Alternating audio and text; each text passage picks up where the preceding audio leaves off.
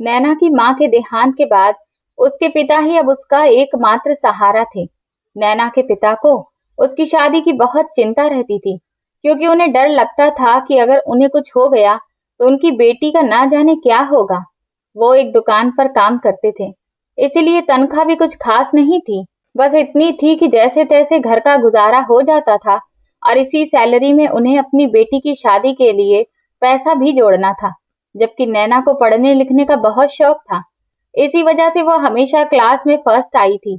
यहाँ तक कि 10वीं और 12वीं के बोर्ड में भी उसने टॉप किया था, जिस वजह से उसे ग्रेजुएशन में बहुत ही आसानी से एडमिशन मिल गया था।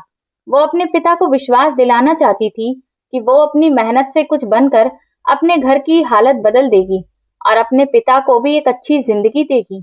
लेकिन उसके पिता, जिन्होंने अपना पूरा जीवन गरीबी में काटा था, वो अपनी सोच से ऊपर उठ ही नहीं पा रहे थे, और इसीलिए उन्होंने अपनी बेटी के सपनों पर भरोसा नहीं किया। उन्हें सिर्फ बेटी के प्रति अपनी जिम्मेदारी ही नजर आती रही, जिस वजह से उन्हें बस यही चिंता थी कि जल्द से जल्द नैना की शादी करके अपने फर्ज से मुक्त हो जाएं। इसी वजह से उन्होंने उसे मुश्किल से सिर्फ ग्रेजुएशन तक पढ़ने दिया। फिर उन्होंने नैना की शादी एक छोटे से परिवार में कर दी। नैना ने भी अपने पिता की मजबूरी और उनकी इच्छा के आगे घुटने टेक दिए और अपने सपनों को हमेशा के लिए दफन कर दिया। उसके ससुराल में उसका पति अंशुल, उसका देवर विक्रम और सास कमला देवी थे। नैना का पति उससे बहुत प्यार करता था, जबकि उसकी सास उससे पूरे घर के काम करवाती थी, और उसके बावजूद भी वो चाहे कितनी मेहनत और अच्छे से काम करे, लेकिन फिर भी उसके हर काम में कमियां निकालती और उसे बातें सुनाती रहती थी। लेकिन फिर भी उसने कभी अपनी सास के आगे जुबान नहीं चलाई। वो चुपचाप खामोश रहकर सब कुछ सह लेती थी, क्योंकि वो नहीं चाहती थी कि उसके पति को बुरा लगे। उसका पति उसे सच्चे दिल से प्यार करता था, और अपने पति की माँ की बातें सुन लेना वो अपना फर्ज समझती थी, ताकि उसके पति का दिल ना दुखे। अभी उसकी शादी को बस कुछ महीने ही गुजरे थे कि एक दिन उसके पति का एक्सीडेंट हो गया और मौके पर ही उसका देहांत हो गया। उस दिन के बाद से कमला देवी ने नैना को मनहूस कहना शुरू कर दिया था। वो बात बात पर उसे ताने देती कि तू मेरे बेटे के लिए अशुभ साबित हुई है। ये सब सुनकर उसका रो रो कर बुरा हाल हो जाता था। उसने फैसला कर लिया था कि कुछ वक्त बीतने के बाद वो अपने मायके वापस चली जाएगी।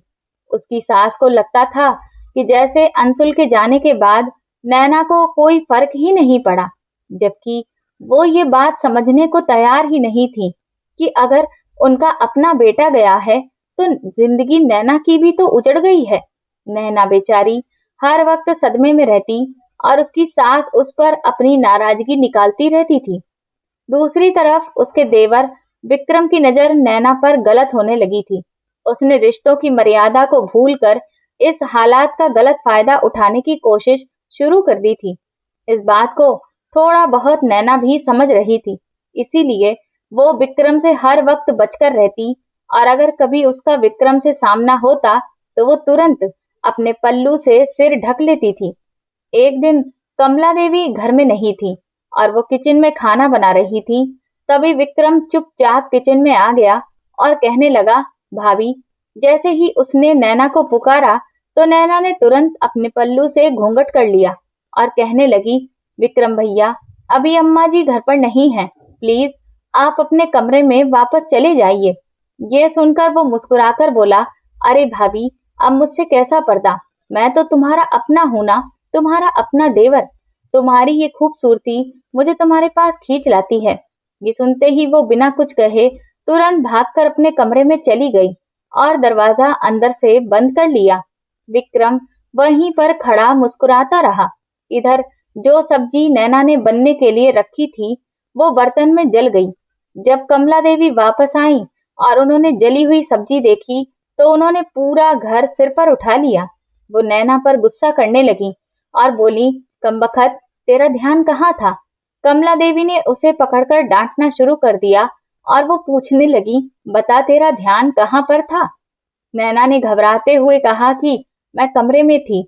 वो सच भी नहीं बता सकती थी, क्योंकि वो जानती थी कि अगर उसने विक्रम पर उंगली उठाई तो उसकी सास उल्टा उसी को ही कसूरवार ठहराएंगी। उस दिन कमला देवी ने उसे बहुत खरी खोटी सुनाई। ये देखकर विक्रम की हिम्मत और बढ़ गई। वो समझ गया था कि नैना बहुत डरी हुई है और वो कभी भी उसकी हरकतों के बारे में कमला देवी से कुछ नहीं कहेगी। अब तो वो हर रोज मौका पाते ही नैना को परेशान करने लगा था। कभी वो उसका रास्ता रोक लेता तो कभी तरह तरह की बातें करके उसे बहुत ही असहज महसूस करवाता और वो बेचारी मजबूरी में रोती रहती, पर किसी से कुछ भी नहीं कह पाती थी। वो जानती थी कि उसकी सास उसकी बात पर कभी भरोसा नहीं करेगी। इसी बीच एक और बुरी खबर ने नैना को तोड़कर रख दिया। उसके पिता का भी देहांत हो गया था। अब तो मायके जाने का जो आखिरी सहारा उसके पास बचा था, वो भी उससे छिन गया था और इस खबर ने विक्रम की हिम्मत को और ज्यादा बढ़ा दिया। अब वो अच्छे से समझ गया था कि नैना का अब कोई भी सहारा नहीं है और इसी वजह से वो उसे और ज्यादा परेशान करने लगा। एक दिन जब नैना छत पर कपड़े फैला रही थी, तभी वो पीछे से आया और उसका पल्लू पकड़ लिया। वो घबराकर तुरंत पीछे पलटी, लेकिन तभी कमला देवी भी छत पर आ गईं और उन्होंने विक्रम के हाथ में नैना का पल्लू देख लिया। ये देखकर नैना की आंखों में आंसू आ गए और वो जल्दी से वहां से भाग गई। कमला देवी ने तुरंत गुस्से से विक्रम को आवाज दी, लेकिन उसने अपने आप को एकदम शांत रखा और अपनी माँ के कमरे में गया और बड़े ही आराम से बोला, हाँ मम्मी। उन्होंने कहा कि ये क्या हो रहा था। उस वक्त कमला देवी की आंखों में भयंकर गुस्सा था। तुझे शर्म नहीं आती? वो तेरे भाई की विधवा है और तू ये कैसी हरकतें कर रहा था। ये सुनकर विक्रम ने कंधे उचकाए और एक पल के लिए सोचने लगा। फिर उसने ऐसी बात कही जिसने नैना की जिंदगी पूरी तरह मुश्किलों से भर दी थी। मम्मी, मैं भला क्या करता? तुम तो जानती हो ना कि मैं अभी भी नादान हूँ। मुझे दुनियादारी की इतनी समझ कहाँ है। ये कहते हुए उसने अपनी शक्ल बहुत ही मासूम बना ली। सच कहता हूँ मम्मी, मैं कुछ भी नहीं कर रहा था। वो तो खुद ही ऐसी है। वो खुद ही मुझे अपने पास बुलाती है। ये सुनते हुए कमला देवी ने उसे घूर कर देखा। क्या मतलब है तेरा? मतलब साफ है मम्मी। विक्रम ने उल्टा सारा इल्जाम नैना पर ही लगा दिया। वो भाभी मुझे इशारे करती है।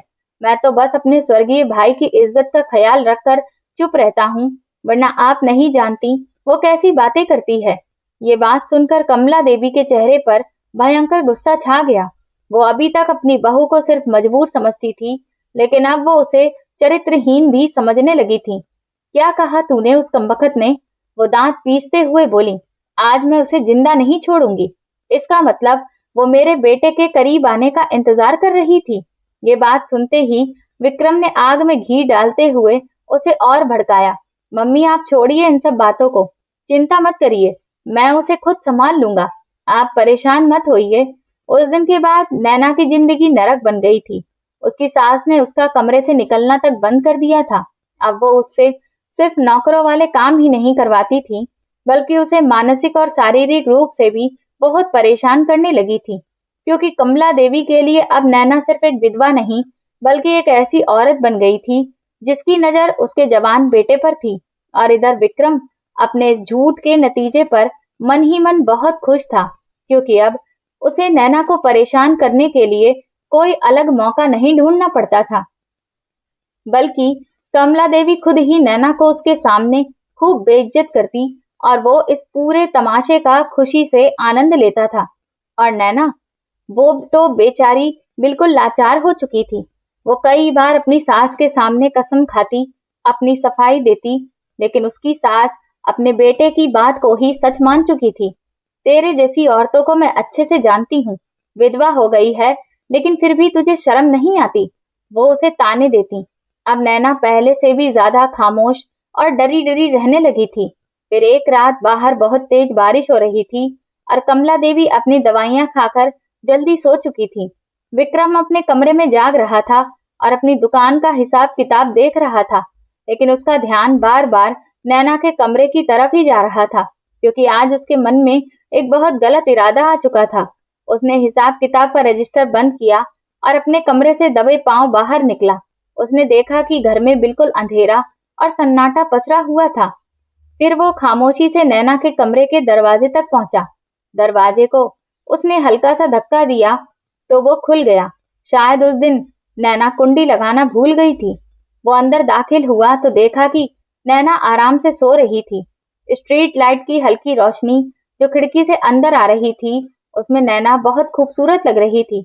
उसे देखकर विक्रम के इरादे और बढ़ गए। उसने जैसे ही एक कदम आगे बढ़ाया, तभी अचानक नैना की आंख खुल गई।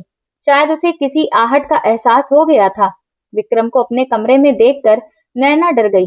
वो जोर से बोलने वाली थी, तभी विक्रम ने तुरंत उसके मुंह पर हाथ रख दिया और उसे धमकाते हुए बोला, अगर तुमने आवाज निकाली तो अच्छा नहीं होगा। उसने खुद को बचाने की बहुत कोशिश की, लेकिन वो डर से कांप रही थी। कुछ देर बाद कमरे का दरवाजा जोर से खुला। कौन है? कमला देवी की आवाज सुनाई दी। उन्होंने अंदर आते ही लाइट जला दी और सामने का नजारा देखकर वो हैरान रह गई। नैना लगातार रो रही थी और कमला देवी के चेहरे का रंग उड़ गया। अचानक कमला देवी को गुस्सा आ गया और उन्होंने दरवाजे के पीछे रखी लाठी उठा ली और विक्रम की तरफ बढ़ी। हे भगवान, ये क्या कर दिया तूने? वो विक्रम पर लाठी चलाते हुए चिल्लाई। उसने जल्दी से खुद को संभाला और अपनी माँ का हाथ पकड़ लिया। मम्मी, मेरी बात तो सुनिए। मैं तो आपको पहले ही बता चुका हूँ कि ये औरत ठीक नहीं है और इसी ने मुझे बुलाया था। ये सुनते ही कमला देवी का हाथ हवा में ही रुक गया और उन्होंने विक्रम की आंखों में देखा। फिर वो नफरत से नैना की तरफ मुड़ी। नैना ने रोते हुए सिर हिलाया। नहीं अम्मा जी, भगवान की कसम, ये आदमी झूठ बोल रहा है। इसने मेरे साथ गलत करने की कोशिश की। वो इतना ही बोल पाई थी कि तभी उसकी सास ने जोरदार थप्पड़ उसके मुंह पर मार दिया, जिसकी आवाज पूरे कमरे में गूंज गई। चुप कर नीच औरत, एक तो तूने पाप किया, ऊपर से अब मेरे बेटे पर इल्जाम लगा रही है। मैं तेरी आवाज सुनकर ही यहाँ आई थी। तूने इसे अपने कमरे में बुलाया और अब ये सारा नाटक कर रही है। विक्रम हैरान भी था और खुश भी कि उसकी माँ ने इतनी जल्दी उसकी बात पर भरोसा कर लिया। कमला देवी अपने बेटे के प्यार में इतनी अंधी हो चुकी थी कि वो सच्चाई सामने होते हुए भी उसे नजरअंदाज कर रही थी और जानबूझकर अपनी विधवा बहू को ही गलत साबित करने में लगी हुई थी। फिर वो विक्रम की तरफ पलटी और चिल्लाकर बोली, निकल यहाँ से, इस कमरे से। फिर उन्होंने नैना की तरफ उंगली उठाई। मैं तुझे सुबह देखूंगी। वो विक्रम को धक्का देते हुए कमरे से बाहर ले आई और नैना के कमरे का दरवाजा बाहर से बंद कर दिया। अगली सुबह घर में अजीब सा सन्नाटा पसरा हुआ था। कमला देवी ने विक्रम को नाश्ते की मेज पर बुलाया। वो बहुत ही शांत लग रही थी, लेकिन शायद ये तूफान से पहले की खामोशी थी। उन्होंने ठंडे अंदाज में कहा, रात में जो भी हुआ वो बहुत गलत हुआ। ये सुनते ही विक्रम ने एक बार फिर अपने चेहरे पर मासूमियत वाला भाव ला लिया। मम्मी, मेरा भरोसा करो, मैं सच कह रहा हूँ कि वो औरत। विक्रम इतना ही बोल पाया था कि तभी कमला देवी गरज उठी। चुप हो जा, मैं कोई छोटी बच्ची नहीं हूँ जो कुछ समझ ना सकूं। मैं अच्छे से जानती हूँ कि गलती किसकी है। ये कहते हुए उनके चेहरे पर गुस्सा साफ नजर आ रहा था। ये देखकर विक्रम हक्का बक्का रह गया।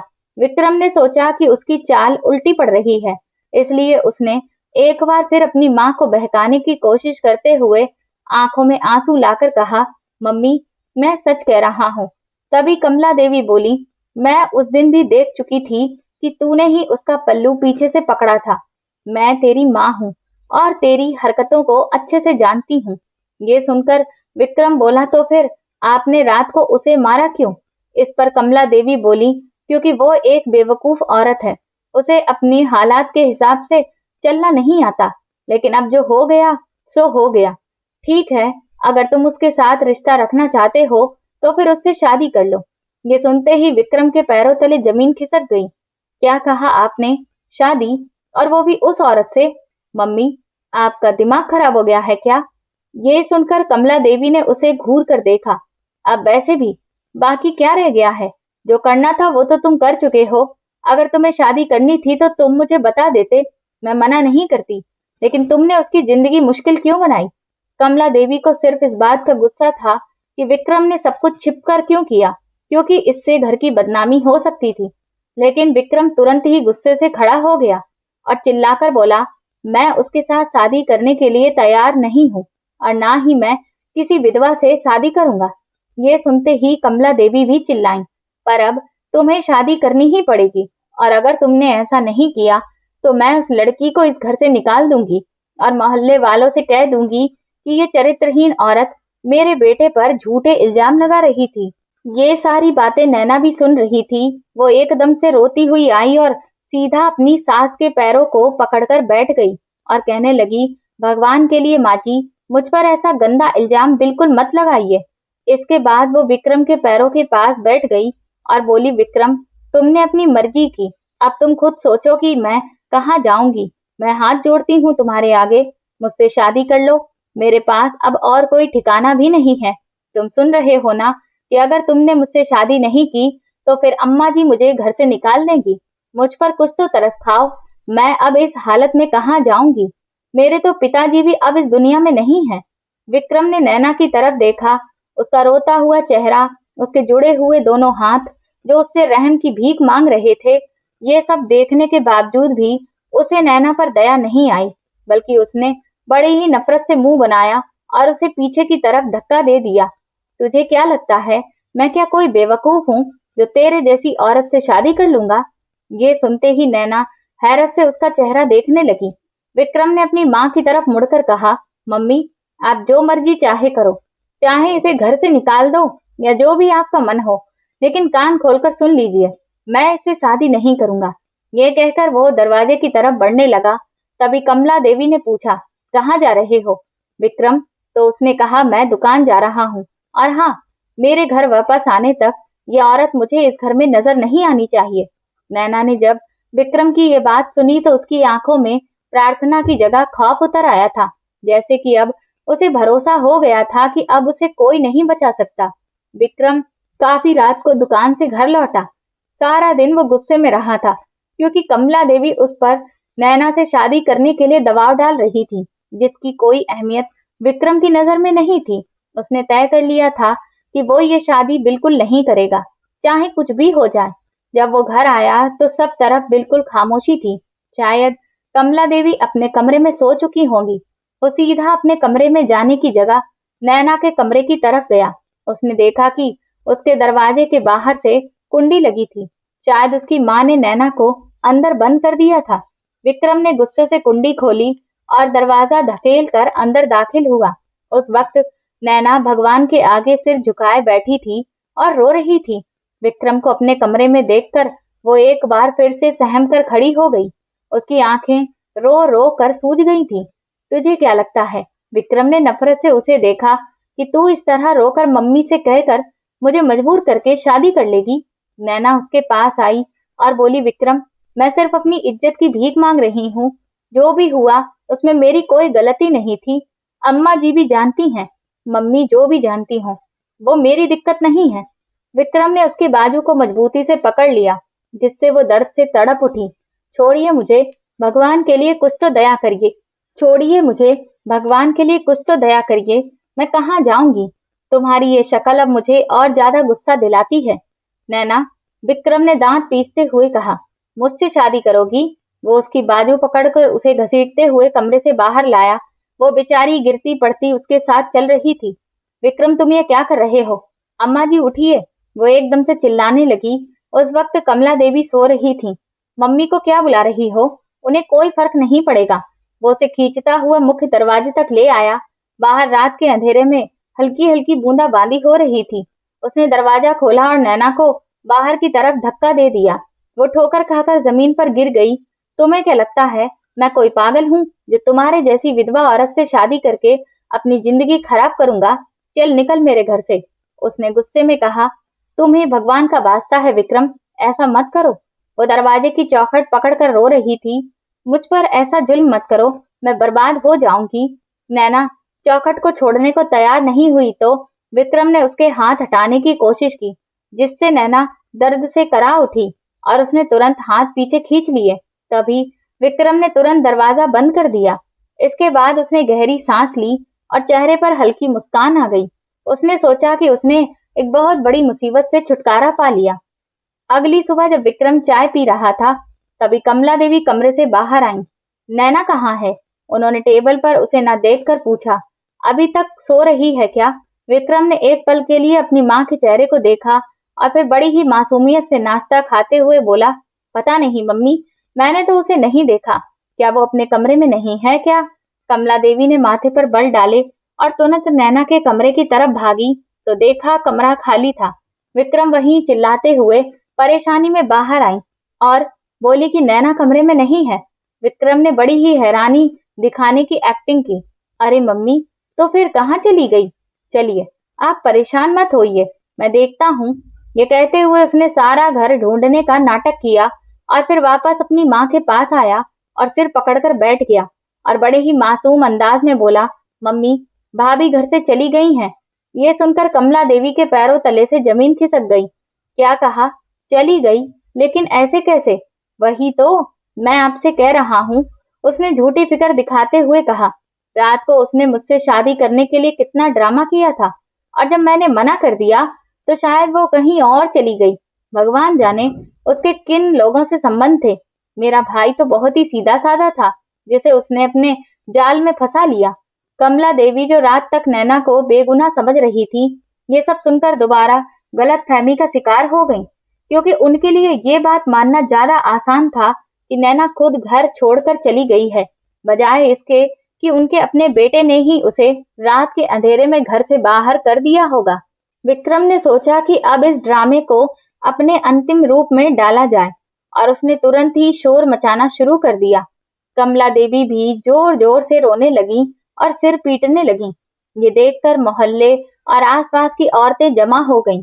हे भगवान, कैसी औरत थी? एक पड़ोसन बोली। बड़ी मुश्किल से तो उसने 1 महीना काटा था।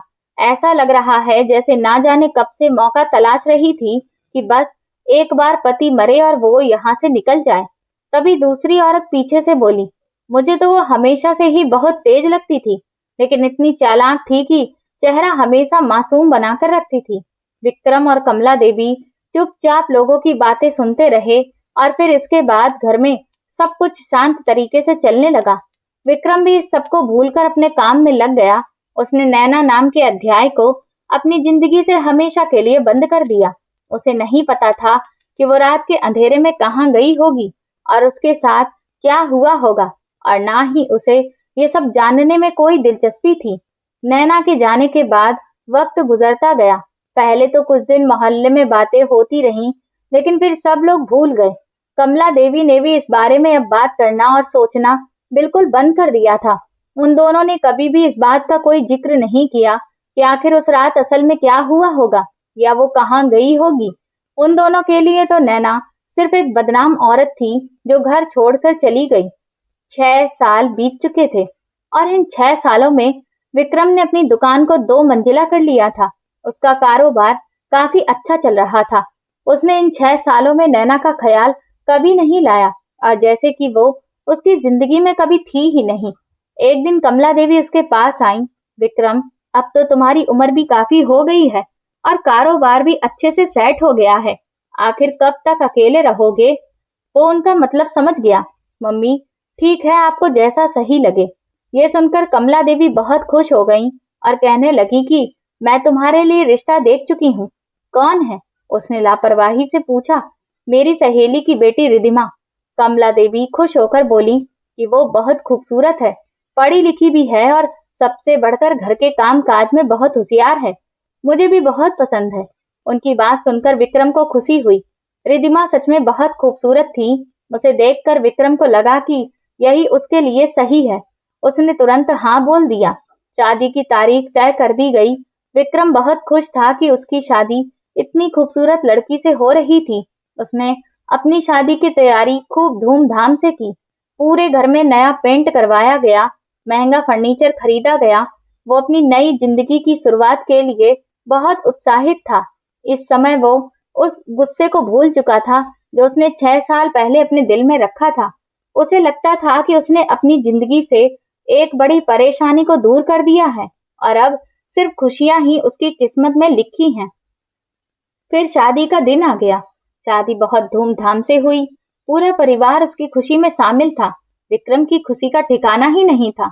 लाल रंग के खूबसूरत लहंगे में रिधिमा किसी परी जैसी लग रही थी। विदाई के बाद वो लोग घर आ गए। घर में जो खास मेहमान थे बस वही बचे थे, बाकी सब लोग जा चुके थे। शादी की बाकी रस्में निभाते निभाते लगभग रात के 2 बज गए। कमला देवी ने मुस्कुराकर विक्रम से कहा, जाओ बेटा, दुल्हन तुम्हारा इंतजार कर रही है। विक्रम का कमरा रिदिमा के पसंदीदा लाल और सफेद गुलाबों से सजाया गया था। वो बेचैनी के साथ अपनी पत्नी के कमरे में जाने का इंतजार कर रहा था और दिल ही दिल में अपनी आने वाली जिंदगी के खूबसूरत सपने देख रहा था। वो खुशी खुशी उस कमरे की तरफ बढ़ा। उसके दिल की धड़कन बहुत तेज थी। उसने जैसे ही दरवाजे के हैंडल पर हाथ रखा, तभी एक जोरदार धमाके की आवाज हुई, जिससे पूरा घर कांप गया। ऐसा लगा जैसे किसी ने घर का मुख्य दरवाजा तोड़ डाला हो। इसी आवाज के साथ घर में मौजूद औरतों की घबराई हुई आवाजें सुनाई देने लगीं। कौन है? क्या हुआ? वो पलटा। कमला देवी और बाकी मेहमान डर के मारे चीख रहे थे। इससे पहले कि कोई कुछ समझ पाता, 5 से 6 भारी भरकम नकाबपोश आदमी, जिनके हाथों में हथियार थे, तेजी से घर के अंदर दाखिल हुए। जो जहां है वहीं रुक जाए, वरना अंजाम अच्छा नहीं होगा। उनकी कड़क आवाज पूरे घर में गूंज गई। जिस घर में कुछ देर पहले तक हंसी, खुशी और शादी का माहौल था, वहां अचानक सन्नाटा छा गया। मेहमान डर के मारे दीवारों से चिपक गए और औरतों ने अपने बच्चों को अपने पल्लू में छिपा लिया। मम्मी! विक्रम अपनी माँ की तरफ बढ़ा। अरे दूल्हे राजा! एक नकाबपोश आदमी उसे देखकर जोर से बोला और फिर उसने हथियार विक्रम की तरफ कर दिया। अगर एक कदम भी आगे बढ़ाया तो हालात बहुत खराब हो जाएंगे। ये सुनकर विक्रम वहीं रुक गया। उसकी सारी खुशी एक पल में गायब हो गई। जेवर कहाँ है और सारा कैश कहाँ रखा है? एक आदमी ने पास खड़े एक मेहमान को जोर से धक्का दिया। तभी पीछे से दूसरा बोला, और ये बताओ, दुल्हन कहाँ है? ये सुनते ही विक्रम के पैरों तले जमीन खिसक गई। उसकी नजर तुरंत उस कमरे की तरफ गई जहां रिदिमा थी। उसकी नजर को उन लोगों के मुखिया ने देख लिया और वो जोर से हंस पड़ा। अच्छा, तो वो उस कमरे में है? नहीं। विक्रम उनके सामने हाथ जोड़कर चिल्लाया, भगवान के लिए ऐसा मत करना। तुम्हें जो चाहिए तुम ले जा सकते हो। ये लो, मेरा पर्स ले लो, मेरी घड़ी ले लो और ये सारे जेवर भी ले लो। उसने तुरंत घबराकर अपनी घड़ी उतार कर उनके सामने फेंक दी। मम्मी, सारे जेवर और सारा कैश इन्हें दे दो, लेकिन मैं हाथ जोड़ता हूँ, उस कमरे की तरफ मत जाना। दौलत तो हम लोग ले ही लेंगे दूल्हे राजा। मुखिया उसकी तरफ बढ़ा, लेकिन शादी हुई है तो फिर हमें भी तो दूल्हा दुल्हन से मिलने का मौका मिलना चाहिए।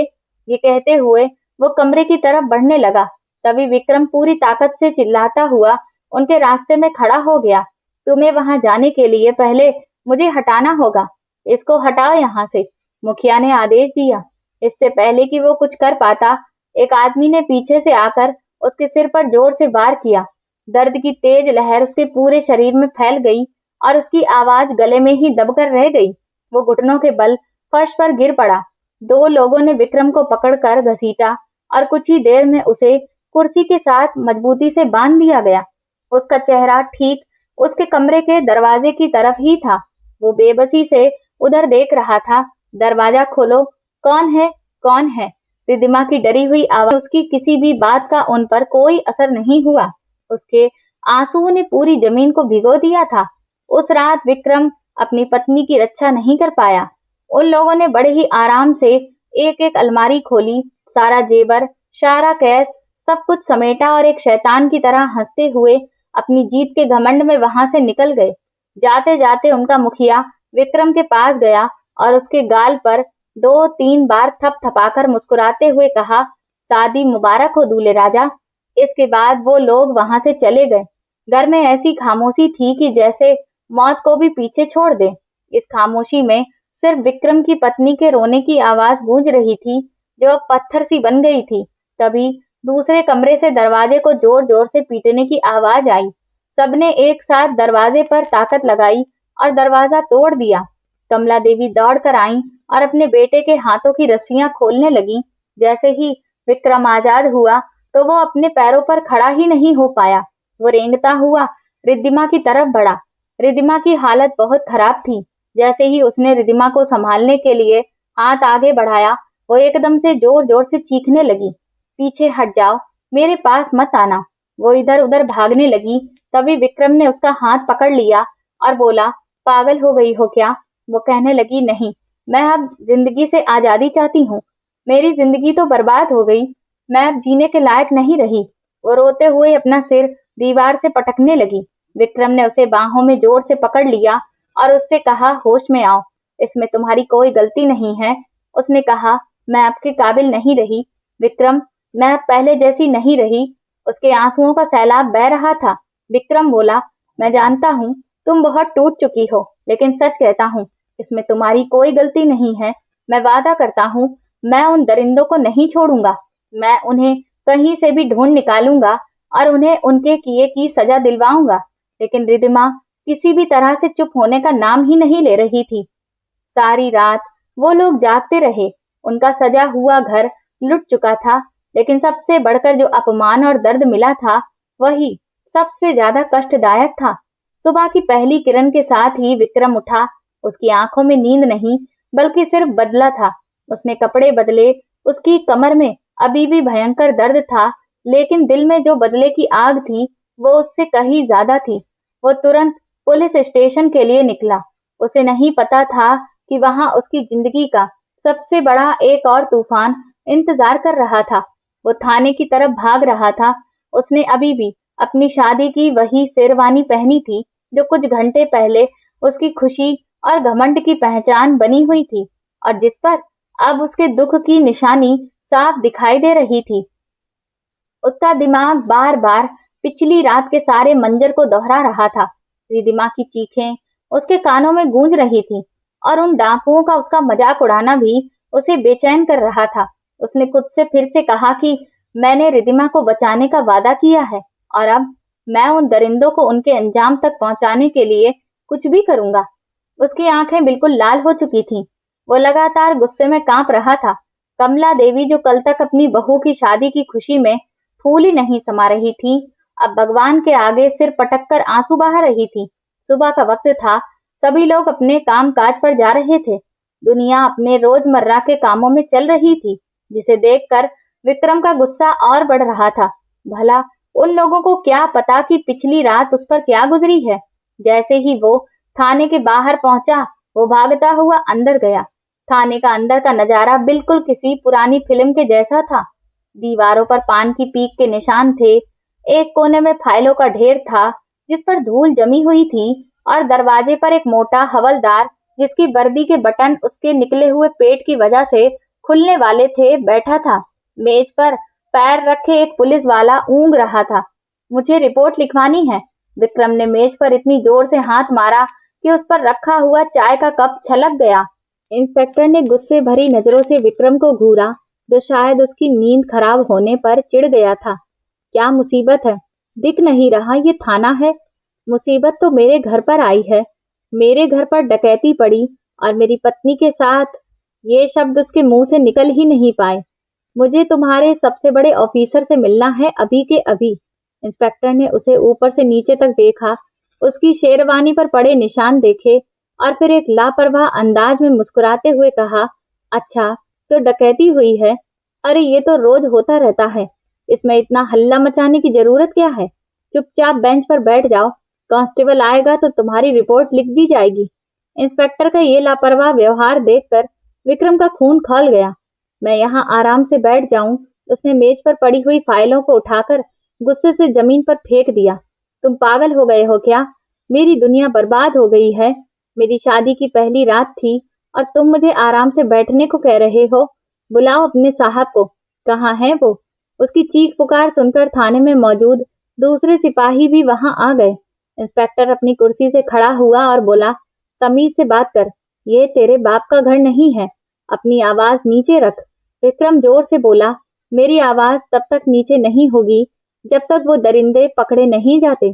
उसने इंस्पेक्टर का कॉलर पकड़ने के लिए हाथ बढ़ाया। अपने हाथ पीछे रख। एक दूसरे सिपाही ने डंडा दिखाते हुए कहा, तेरा दिमाग खराब हो गया है क्या? अभी तुझे हवालात में बंद कर दूंगा। ये सुनकर विक्रम और सीना चौड़ा करके बोला, मैं यहाँ से तब तक नहीं जाऊंगा जब तक मेरा केस दर्ज नहीं होता। बुलाओ अपने ऑफिसर को। साहब जी राउंड पर गए हुए हैं, हवलदार ने झुंझलाकर कहा। वैसे भी आज थाने में बहुत हंगामा मचा हुआ है। कैसा हंगामा? विक्रम ने बेसब्री से पूछा। क्या मेरी बर्बादी से भी बड़ा कोई हंगामा हो सकता है? अरे यहाँ एक नई एसपी साहिबा की पोस्टिंग हुई है जो बहुत कड़क है। वो पिछले जिले में थी तो वहाँ सबकी हवा टाइट कर रखी थी। दूसरे सिपाही ने धीमी आवाज में कहा, और आज उनका यहाँ पहला दिन है। मीटिंग पर मीटिंग रख रही हैं। बड़ी ही स्ट्रिक्ट ऑफिसर हैं वो। ये सुनते ही विक्रम एक पल के लिए चुप हो गया। जिले की सबसे बड़ी ऑफिसर एक औरत है। ये सुनकर उसकी बची हुई उम्मीद भी जैसे टूटने लगी। वो सोचने लगा कि एक औरत उसे क्या इंसाफ दिलाएगी। शायद वो भी बस फाइलों का ढेर जमा करेगी और मुझे यहाँ से टाल देगी। तभी एक कांस्टेबल बोला, तू अपनी उम्मीद छोड़ दे, क्योंकि वो तेरे जैसे पागलों से नहीं मिलती। चुपचाप उधर बेंच पर जाकर बैठ जा। ये सुनते ही विक्रम का जज्बा थोड़ा ढीला पड़ गया। वो लाचारी में बेंच पर बैठ गया। उसके हाथ पैर कांप रहे थे।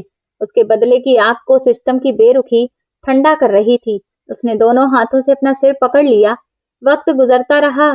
थाने की दीवार पर लगी घड़ी टिक टिक करते हुए आगे बढ़ती रही। विक्रम के दिमाग पर हजारों हथौड़े बरस रहे थे। हर गुजरता हुआ सेकंड उसे उन अपराधियों से दूर कर रहा था। उसे अपना वो वादा याद आ रहा था, नहीं, मैं इतनी आसानी से हार नहीं मान सकता। 1 घंटा गुजर गया, लेकिन अभी तक रिपोर्ट लिखने वाला हवलदार नहीं आया। किसी ने भी उसकी बात नहीं सुनी। अब उससे और बर्दाश्त नहीं हुआ। वो दोबारा उठा और इंस्पेक्टर के सामने हाथ जोड़कर खड़ा हो गया, जो बड़े आराम से नाश्ता कर रहा था। आखिर मैं कब तक इंतजार करूं? उसने अपने सब्र को रोकते हुए पूछा। मेरी पत्नी की हालत बहुत खराब है। मुझे इंसाफ चाहिए। अगर आप लोग कुछ नहीं कर सकते तो मुझे साफ साफ बता दीजिए। मैं उन लोगों को ढूंढ कर खुद ही कानून का सहारा लूंगा। इंस्पेक्टर ने नाश्ता करते हुए विक्रम को देखा और कहा, मैंने कहा ना, मीटिंग चल रही है। एसपी मैडम अभी किसी से नहीं मिल सकती। कल आना। ये सुनते ही विक्रम के अंदर का गुस्सा फूट पड़ा। उसने मेज पर रखा हुआ नाश्ता उठाया और दीवार की तरफ फेंक दिया। कल तक वो लोग इस राज्य से भी बाहर निकल जाएंगे और मैं इंतजार करता रहूं। मैं अब 1 सेकंड का भी इंतजार नहीं करूंगा। बुलाइए अपनी एसपी मैडम को। मैं देखता हूँ वो कौन है जो एक परेशान इंसान की फरियाद भी नहीं सुन सकती। विक्रम ने थाने में हंगामा खड़ा कर दिया था। वो पूरी तरह से गुस्से में था, चिल्ला रहा था और सामान इधर उधर फेंक रहा था। पकड़ो इसे, इसका दिमाग खराब हो गया है। एक हवलदार ने डंडा उठाया और 2 सिपाही उसे पकड़ने के लिए आगे बढ़े। छोड़ दो मुझे। मैं किसी से दुश्मनी नहीं चाहता। मुझे बस इंसाफ चाहिए। मुझे मेरी पत्नी के लिए न्याय चाहिए। विक्रम उन लोगों की पकड़ से निकलने की कोशिश कर रहा था। थाने में अफरा तफरी का माहौल बन गया था। बहुत जुबान चल रही है तेरी। हवलदार ने उसे मारने के लिए हाथ उठाया। मैडम के सामने बदतमीजी करेगा तो सीधा